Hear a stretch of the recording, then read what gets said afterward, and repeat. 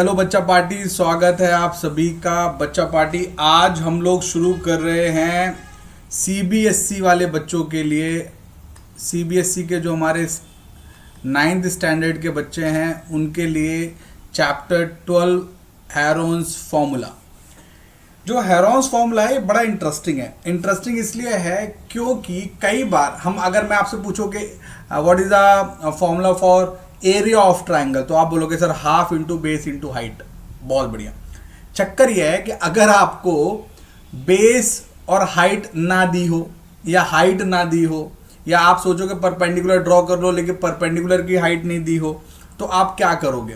तो ऐसे केसेस में हेरोन्स फॉर्मूला काम आता है। हेरोन्स फॉर्मूला एक बहुत ही सिंपल सी टेक्निक है। एक ही फॉर्मूला है, बहुत सारे फॉर्मूले नहीं है। हेरोन्स फॉर्मूला एक ही फॉर्मूला है और उस एक फॉर्मूले से आपका पूरा काम चलेगा। अब आप देखो, एरिया ऑफ ट्राइंगल का ये फॉर्मूला बच्चे को पता है। मेरे ख्याल से 6-7 से बच्चे ये फॉर्मूला रट्टा मार मार के तैयार कर लेते हैं। ठीक है, आपको half into base into height ये लगाते आता है, आप लगा लोगे, एरिया निकाल लोगे, वेल एंड गुड। लेकिन अगर मान लो ट्राइंगल बदल जाए, देखो इक्विलैटरल ट्राइंगल दे दिया आपको। अब अगर ये इक्विलैटरल ट्राइंगल दे दिया तो भी बात बन सकती है। क्यों बन सकती है? क्योंकि इक्विलैटरल में क्या होगा, अगर ये 10 है तो ये भी 10 होगा। क्योंकि इक्विलैटरल में क्या होता है कि जो साइड्स होती है they all are what same. क्या सुनो, बात समझ में आ रही कि नहीं? तो अगर मैं बोलूं इक्विलैटरल है तो ये मिड पॉइंट हो जाएगा, तो अगर ये 5 है तो ये भी 5 सेंटीमीटर हो जाएगा। तो आप पाइथागोरस थ्योरम लगा के इसमें क्या निकाल सकते हो, ये पीएम निकाल सकते हो। और ये हाइट आ गई तो बस फिर से half into base into height. Isosceles में भी आप यही तरीका लगा सकते हो। तो अगर आपके पास राइट एंगल ट्राइंगल है, आइसोसिलस ट्राइंगल है या इक्विलैटरल ट्राइंगल है, तब तो एकदम मतलब मचा दो, half into base into height, मतलब कुछ करने की जरूरत ही नहीं। और मैं ये जल्दी जल्दी आगे आगे इसलिए जा रहा हूं क्योंकि हमारे लिए ये है ही नहीं। हेरोन्स फॉर्मूला कहां लगेगा? जहां पर half into base into height वाला फंडा आप नहीं लगा पा रहे। ठीक है, हेरोन्स के बारे में लिखा, Heron was born in 10 AD, possibly in Alexandria in Egypt. सोचो इतने पुराने हैं ये, और अभी सोचो इनके नाम से आता है। इट्स अ ह्यूज थिंग मेरे हिसाब से। His work on mathematical and physical subjects are so numerous and varied that he is considered to be an encyclopedia writer in these fields. समझ में? His geometrical works deal largely with problems of mensuration written in 3 books. Book 1 deals with area of squares, rectangles, triangles, trapezoids, जिसको ट्रेपेजिया बोलते हैं, various other specialized quadrilateral, the regular polygons, circle, surfaces of cylinders, cones, spheres. In this book, Heron has derived the famous formula for the area of triangle in terms of 3 sides. देखो मैं आपको बड़ी अच्छी बात बताता हूं। मैं आपको हेरोन्स फॉर्मूला पढ़ा रहा हूं। मैंने आपको जैसे लेक्चर की शुरुआत की तो मैंने आपको एक लाइन बोला कि एरिया ऑफ ट्राइंगल का फॉर्मूला क्या है। आपने बोल दिया half into base into height. हमने राइट एंगल ट्राइंगल में देखा, वो लग सकता है, इक्विलैटरल ट्राइंगल में लग सकता है, आइसोसिलस ट्राइंगल में लग सकता है। लेकिन अगर ऐसा हो जाए कि हाइट का चांस ही ना हो, आपको किसी ट्राइंगल की 3 साइड्स दी हो, ट्राइंगल की 3 साइड्स दी हो और आपको पता ही नहीं कि आपको करना क्या है, ऐसा कुछ दे दिया जाए और उसमें आपको ये आइसोसिलस नहीं, मान लो सब अलग अलग है, ये ए है, ये बी है, ये सी है। ठीक है, तो इसके बेसिस पे आप कैसे आंसर करोगे? वो रिमार्केबल काम या वो गणना हेरोन्स ने की, इसलिए उसको हेरोन्स फॉर्मूला कहा जाता है। और this is the formula, Heron's formula. Root S into S minus A into S minus B into S minus सी।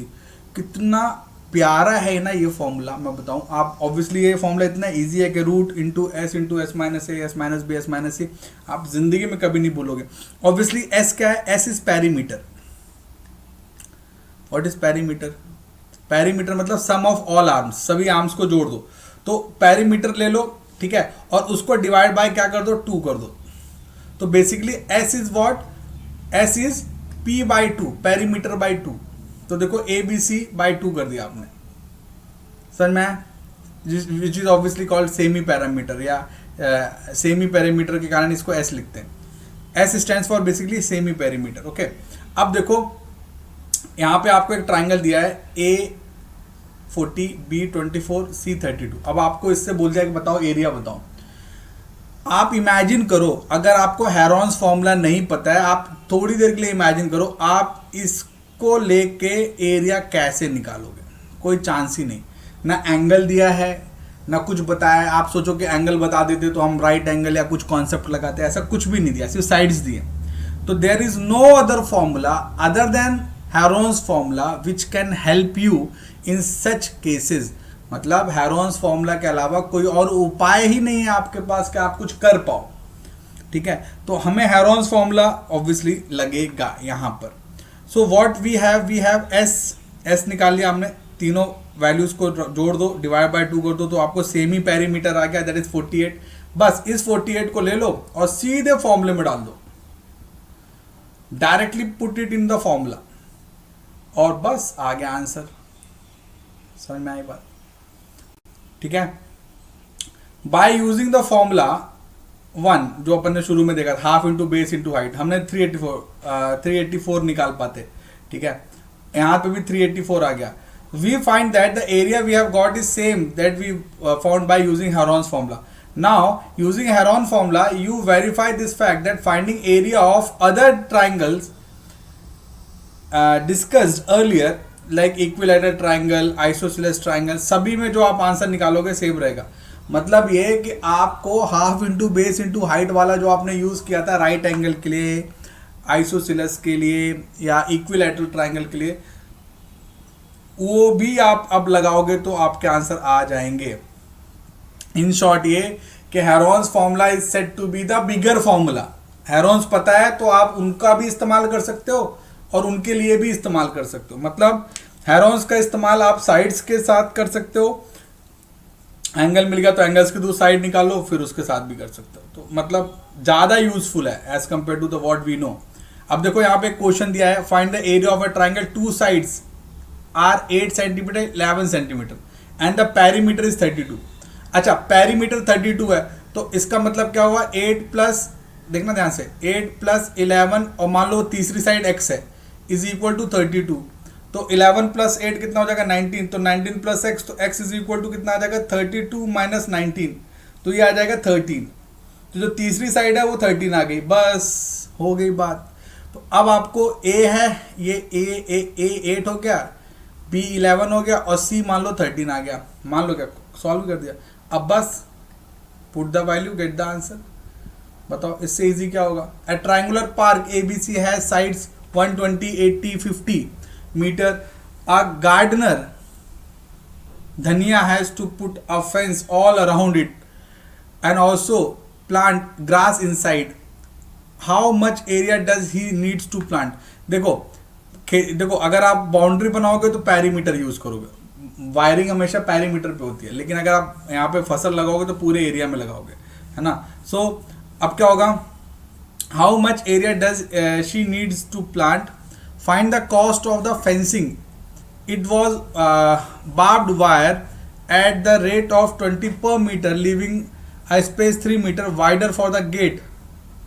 मतलब पूरे जगह वायरिंग करोगे इतनी जगह छोड़ दोगे, तो पूरा निकाल लो -3 मीटर कर देना, और क्या है, सिंपल है। For finding area of the park we have to do what 2s, ठीक है। तो दैट इज व्हाट, हमने s निकाल लिया 125, s is what S is your 2s is perimeter, s is semi perimeter, है ना।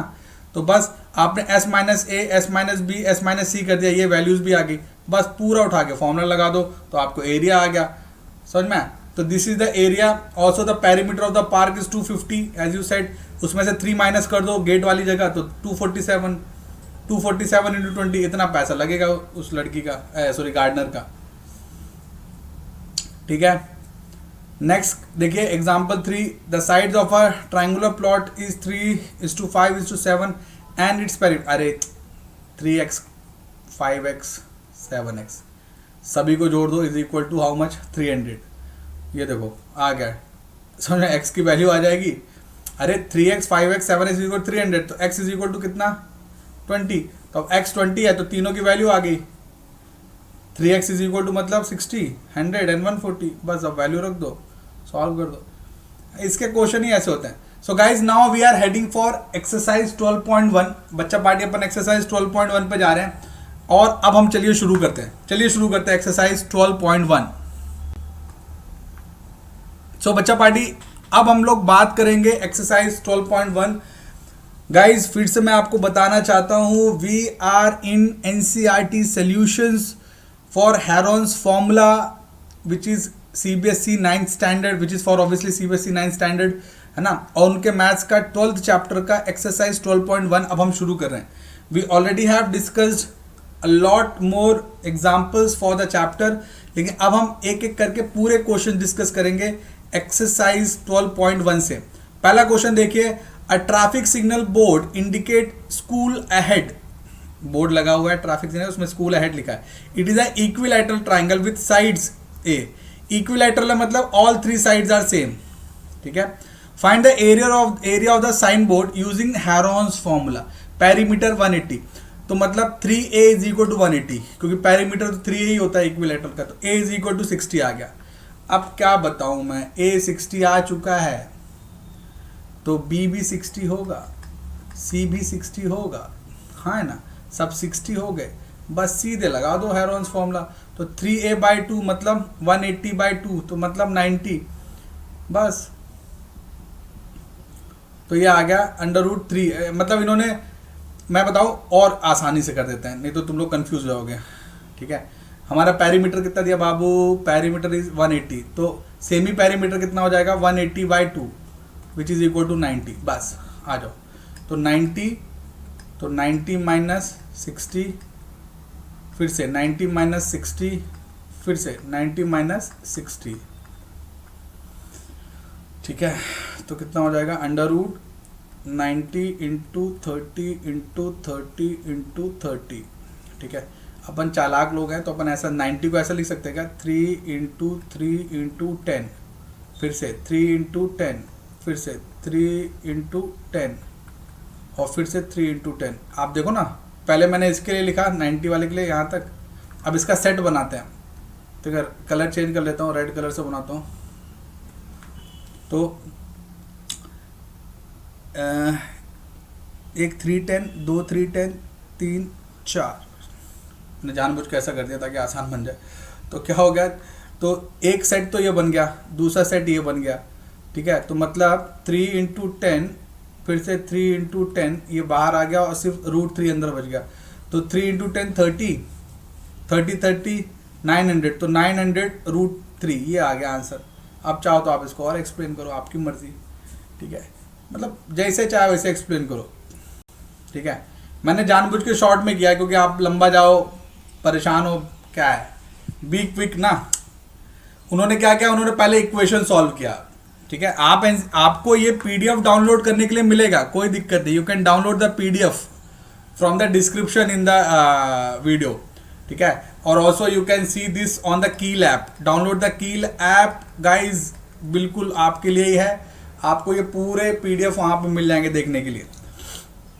बढ़ते हैं बच्चा पार्टी क्वेश्चन नंबर 2 पर। A triangular side walls of a flyover has been used for advertisement, ठीक है।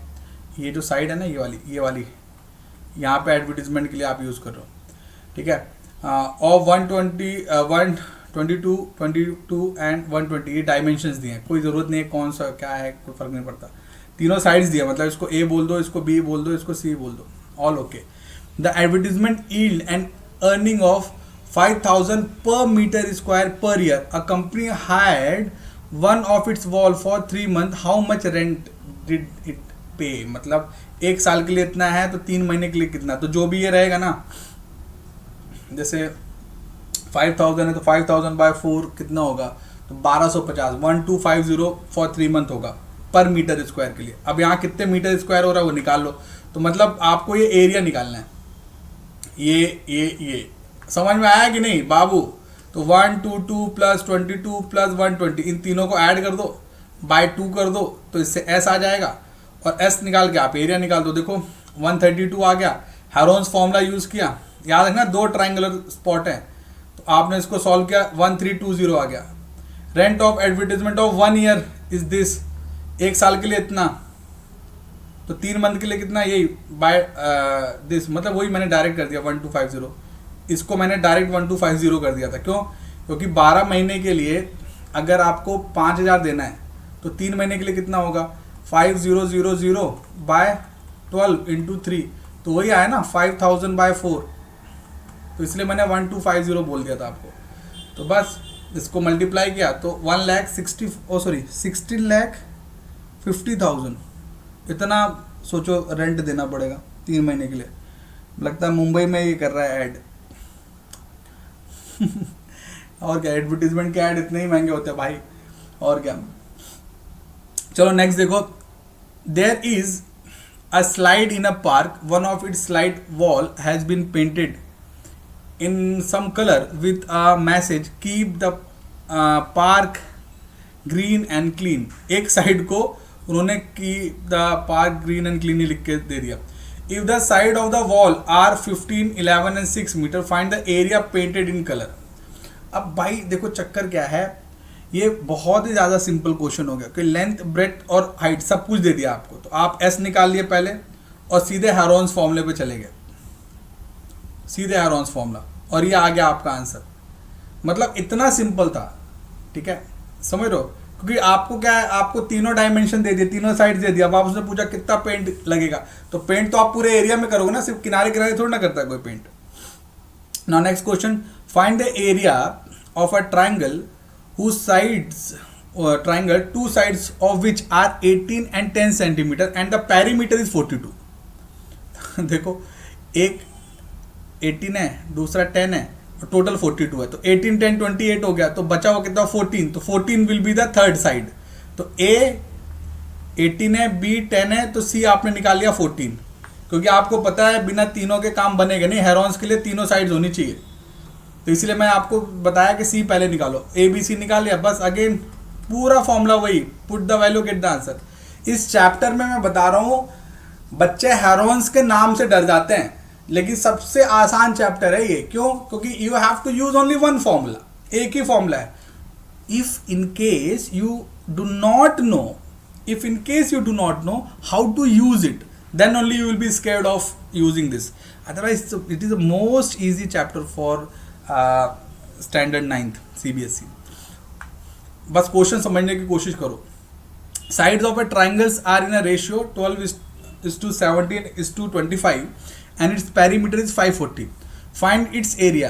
तो 12x 17x, क्योंकि जब रेशियो में आता है तो अपन को x के टर्म्स में रखेंगे, इन तीनों को ऐड कर दो, पेरीमीटर 540 है, तो x की वैल्यू आ जाएगी, मतलब 12x plus 17x plus 25x is equal to 540।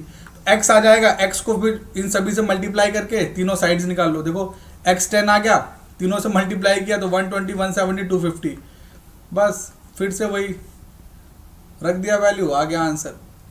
Question number 6 देखिए बच्चा party, an isosceles triangles have a perimeter 30 centimetre and each of the equal sides is 12 centimetre. Find the area of the triangle. A 12 है, B 12 है, perimeter 30 दिया है, तो तीसरा side कितना हो जाएगा, 12 24 6, तो तीसरा वाला साइड 6 आ गया। फिर से वही तीनों साइड्स को रख दो, आपको 2 साइड्स दी है, तीसरी साइड बिना निकाले आपको काम बनेगा नहीं, तो आपको पता है तीनों साइड्स का sum is equal to perimeter, तो पेरीमीटर इज ऑलरेडी 30 गिवन ना, अपन ने किया तो है ऐसे कई सारे क्वेश्चंस। तो we got semi perimeter as 15। Now again put those all फंडा here and get the answer. So guys, on that note, we have just we have completed और exercise 12.1 हेरोन्स फार्मूला वाले चैप्टर का पहला exercise हमने निपटा दिया है। मिलेंगे अपन अगले लेक्चर में बच्चा पार्टी, तब तक के लिए बाय गाइस, टेक केयर, पढ़ते रहो और दिक्कत है कुछ तो पूछ लेना। Bye guys, bye everyone.